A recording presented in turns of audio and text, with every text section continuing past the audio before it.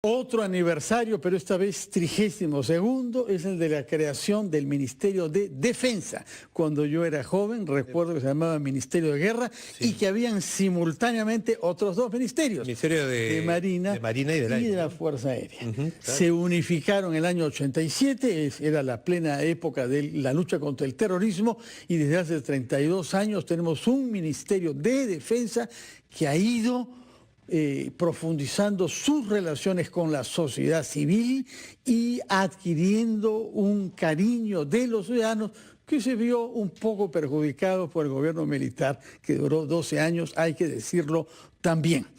En los últimos días hemos asistido a varios operativos donde la Fuerza Armada ha jugado un rol eminente. Uno de ellos, naturalmente, ayudar a la población civil durante desastres naturales, pero otro es el de la Pampa, en Madre de Dios. La lucha contra la minería informal. De largo plazo. Hemos invitado por estas razones para hablar de estos dos temas, pero también de los otros temas pendientes de la agenda defensa, al ministro de este sector, que además, tengo entendido, cumple un año en el cargo. Así que felicitaciones, señor general Huerta. Muchas gracias por estar acá. Un año como ministro de Defensa y general de división en situación de retiro, José Huerta. Comencemos por el tema de la Pampa, porque usted dijo de una manera muy enfática, hemos venido acá para quedarnos, por lo menos hasta el año 21. Díganos, por favor, después de los primeros días, que fueron muy espectaculares, ¿cuál es el dispositivo que se ha desplegado? ¿Cuánto se ha avanzado para combatir a la minería ilegal, la deforestación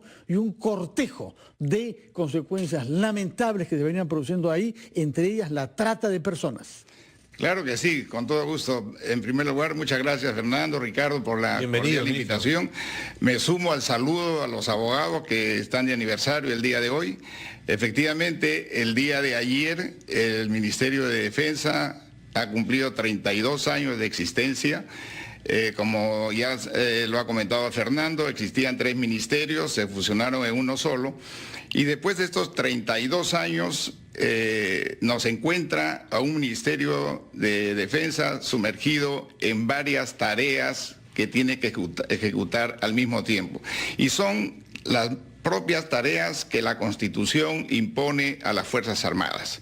Garantizar la independencia, la seguridad y la integridad de la República es uno de los temas de la Constitución, participar en el desarrollo nacional, participar en la gestión de riesgo de desastres, proporcionar apoyo a la Policía Nacional en el orden interno y finalmente apoyar la política exterior de la República. Estamos trabajando en todos los frentes al mismo tiempo, por eso que creo que debemos todos los que trabajamos en el Ministerio de Defensa sentirnos orgullosos de que estamos trabajando por el país, no solamente en una parte que es la que hace muchos años se centraban solamente en el frente externo. Ahora estamos trabajando en muchos aspectos, como usted muy bien lo ha destacado.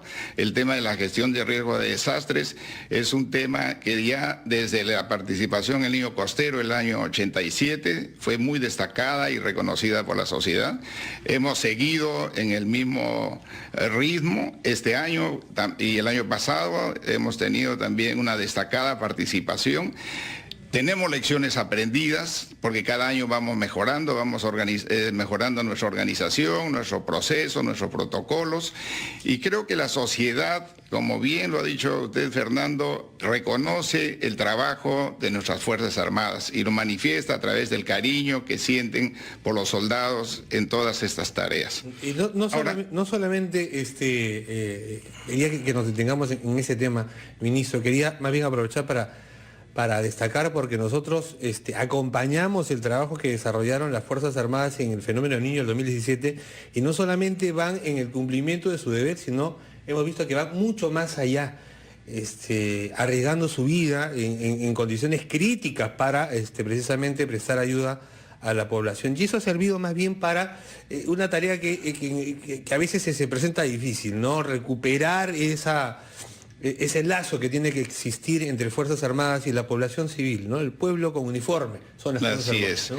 Exactamente. Es una frase que no debemos de olvidarla. Las Fuerzas Armadas es el pueblo uniformado, porque las Fuerzas Armadas se nutren del pueblo.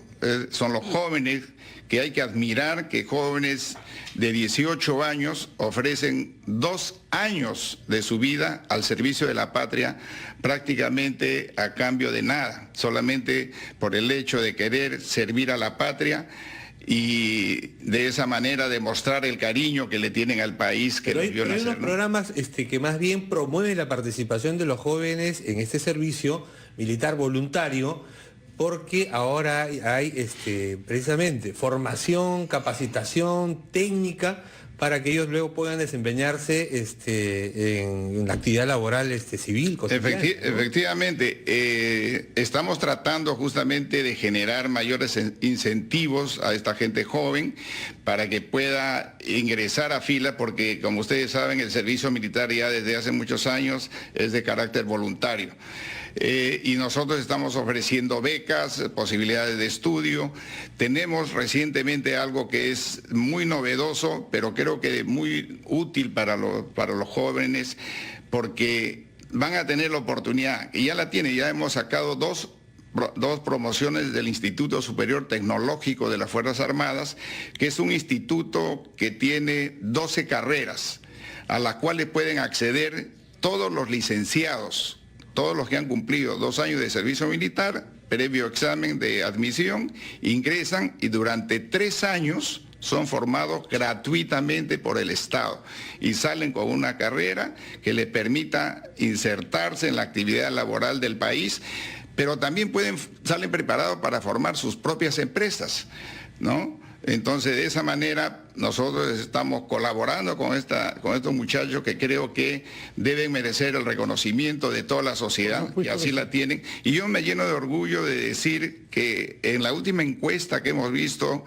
ya hace unos 3 meses, si no me equivoco, le hicieron una pregunta a los peruanos y dijeron cuáles son las instituciones en las cuales tienen mayor grado de confianza. Y las Fuerzas Armadas ocuparon el primer lugar. Eso quiere decir que es un reconocimiento a esta esforzada labor de los jóvenes soldados que participan en gestión de riesgo de desastres particularmente. Es una tarea no solo del verano, de la época de lluvias, es prácticamente de todo el año, porque el país es un país muy especial. Hay emergencias durante todo el año, porque de las lluvias pasamos a las nevadas, de las heladas y después a los incendios forestales y así volvemos. Pero yo quisiera volver al tema de la Pampa. Cuando no hay terremotos. Sí, quisiera volver al tema de la Pampa, porque para nosotros el tema de la Pampa es un tema importante, porque es un tema emblemático, es un tema que ha significado para el Perú una actividad de mucho valor. Y sobre todo hay que destacar la decisión del gobierno de ingresar a una zona de cerca de 11.000 hectáreas que venían siendo deforestadas por la minería ilegal y con el, además, adicional de que malograban el terreno, la zona, no solo la deforestaban, sino que la dejaban inservible por el uso del mercurio. Ahora, nosotros hemos decidido ingresar en un plan que lo hemos hecho, lo hemos estructurado detenidamente, ¿no? Nos hemos demorado varios meses en preparar este plan, de manera que se ha estructurado en 3 etapas. Tiene 3 fases. La primera fase, que era la fase de intervención, que ya culminó, duró 14 días, estuvo a cargo de la policía básicamente con el apoyo de las Fuerzas Armadas y tenía la finalidad de ingresar a la zona y capturar a los líderes de estas especies de bandas que actúan internamente. Esos 14 días ya pasaron y a partir del 5 de marzo hemos pasado a la segunda etapa, que es la etapa de consolidación. Acá ha habido un enroque. Ya las Fuerzas Armadas, el Ejército particularmente, ha ingresado a reemplazar a la policía y hemos ocupado gran parte del terreno con 3 bases, que le hemos llamado bases de protección de la Amazonía, y se van a quedar con esos nombres, para lo cual nosotros previamente hemos desplazado a una brigada del sur de Tacna y la hemos instalado en Puerto Maldonado, y esa brigada la hemos denominado igualmente Brigada de Protección de la Amazonía, y eso va a quedar permanentemente. O sea, vamos a tener es una intervención temporal, eso va a quedar para siempre. esa organización va a quedar para siempre, porque siempre estaremos nosotros expuestos a tener este tema de deforestación. Luego hay una tercera etapa. Y la tercera etapa es la fase ya de sostenimiento, en la cual pensamos quedarnos hasta el 2021. Bueno, general, nosotros hacemos una pausa, seguimos conversando con usted. Con todo gusto. Queremos que el conjunto de las actividades de la Fuerza Armada queden claramente definidas. Tengo entendido que están a punto de publicar un libro blanco, una versión actualizada, en donde hay un concepto de la estrategia de seguridad de largo plazo. Nos va a hablar sobre ese libro y después hablaremos sobre temas como lucha contra el terrorismo y fronteras de nuestro país. Primero vamos a la pausa, luego proseguimos nuestra entrevista con el ministro de Defensa General en situación de retiro, José Huerta. A las 8:19 estamos entrevistando al ministro de Defensa, general José Huerta, un día después del 32º aniversario de la creación de ese ministerio. Nos ha hablado la intervención de la Fuerza Armada en La Pampa, en Madre de Dios, y antes de hablar sobre otros temas importantes como es el BRAEM y las fronteras, queríamos que nos hable sobre este libro en preparación, libro blanco, en donde quedará definido en un concepto nuevo de lo que es la seguridad nacional del Perú. Claro, con todo gusto, pero permítame, Fernando, terminar la fase esta que quería decir de sostenimiento en La Pampa.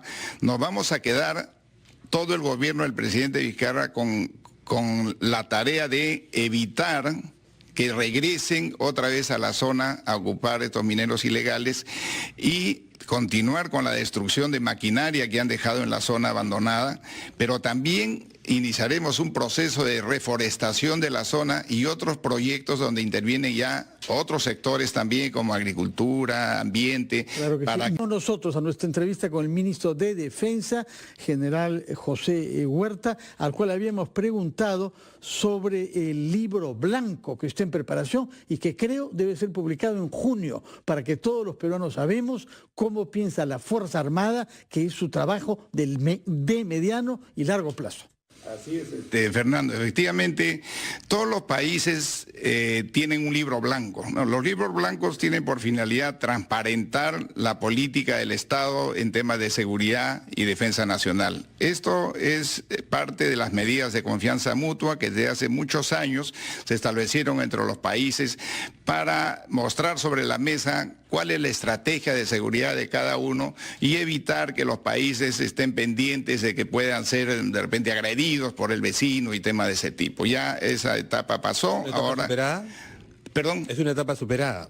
Yo considero que en América del Sur es una etapa superada y lo digo con toda seguridad porque los temas que más conflicto hay entre los países son normalmente los temas limítrofes. Los temas de límites, por ejemplo, en el Perú están saneados con todos los países. He tenido la oportunidad de reunirme personalmente con cada uno de los ministros de defensa de los países limítrofes para coordinar acciones, porque vemos que las amenazas que tenemos los países hoy en día son las mismas y todas son de carácter transnacional. Por lo tanto... El crimen no tiene fronteras, el narcotráfico, ministro, que es la lacra, el cáncer de Latinoamérica, no tiene fronteras y opera en nuestro país, en la zona del BRAEM, en un fenómeno que para nosotros ha resultado complejo de resolver porque está asociado además al terrorismo, el narcoterrorismo en la zona del BRAEM. Sí. Por eso amplios territorios de esa zona de nuestro país estaban declarados en emergencia casi permanentemente. Lo que sabemos es que hay distritos, hay localidades del BRAEM que ya están dejando declararse zonas en emergencia. ¿A qué se debe? Y si es que este año, ministro, esa es la pregunta directa, van a seguir más distritos de la zona del BRAEM siendo liberados de esa condición de estado de emergencia. Sí, esta es una buena noticia que quisiera anunciarla porque es una muestra del avance que vamos logrando en la lucha contra el terrorismo. Ustedes saben que el estado de emergencia en el BRAEM está en función al terrorismo, no al narcotráfico, en función al espacio que ocupa el terrorismo. Entonces, este espacio ha ido reduciéndose. Y para que tengan idea, cuando asumimos el gobierno con el presidente Vizcarra, había 63 distritos de la zona del BRAEM en estado de emergencia. En el último estado de emergencia, que hace pocos días se ha promulgado, hemos reducido a 34 distritos.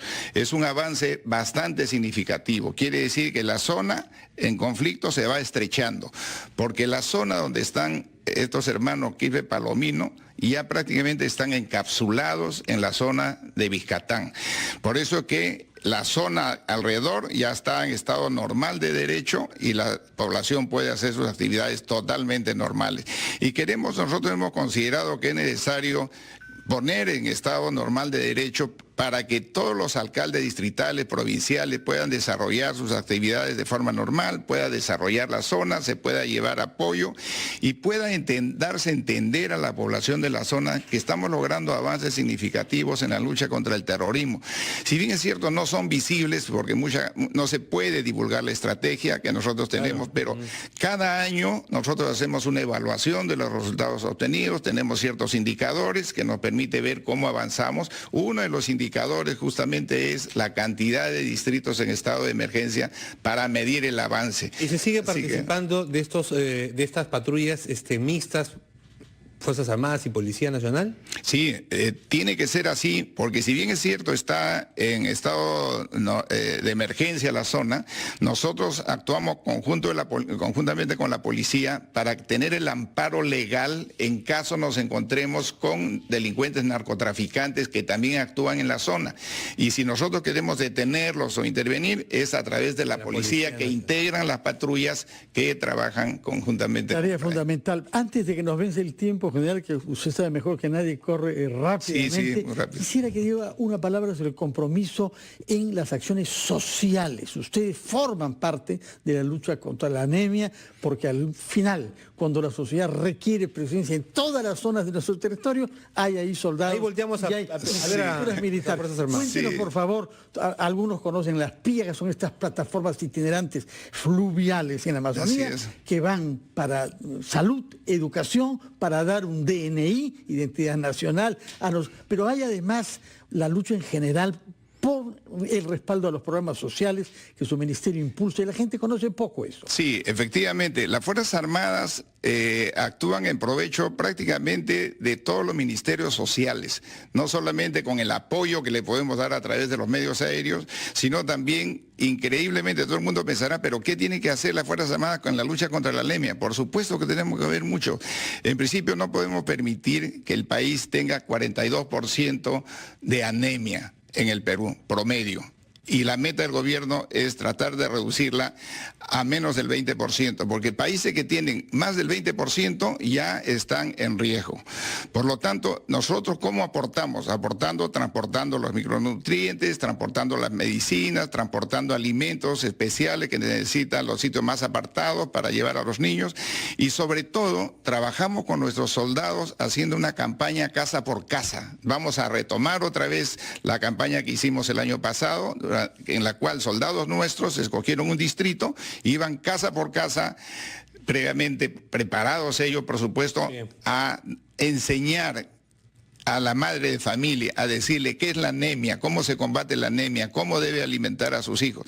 Y esta es una tarea reconfortante porque los jóvenes soldados la hacen con el mayor de los gustos, porque saben que están contribuyendo con la juventud peruana que no puede tener esos niveles de anemia, pero es una meta del gobierno reducir el nivel tan alto de anemia que existe en el Perú. Muchas gracias, general, por haber estado acá presente para conmemorar este 32º aniversario y para darnos cuenta de la acción que la Fuerza Armada Peruana hace en la selva, contra el terrorismo por encima de todo, por la defensa de la seguridad en nuestras fronteras y también en relación a estos programas sociales que usted ha subrayado. Gracias por esta primicia que nos ha dado sobre distritos liberados en el BRAEM y la promesa que está implícita de hacer lo posible por castigar y detener a esos enemigos del país, que son los hermanos Quispe Palomino y sus secuaces. Al mismo tiempo, tomamos nota de lo que nos ha dicho sobre el compromiso social y la lucha contra la anemia. Y rapidito, ministro, la última, la del estribo. ¿Qué ha pasado con este programa de oficiales de reserva que llevan adelante? Congresistas de la República eran oficiales de reserva del ejército peruano. ¿Sigue en marcha? Por supuesto, el año pasado se ha graduado una nueva promoción. Todos los años sale una promoción, así que estás invitado, Ricardo, a participar. Fernando, por favor, a graduarse como oficiales de reserva.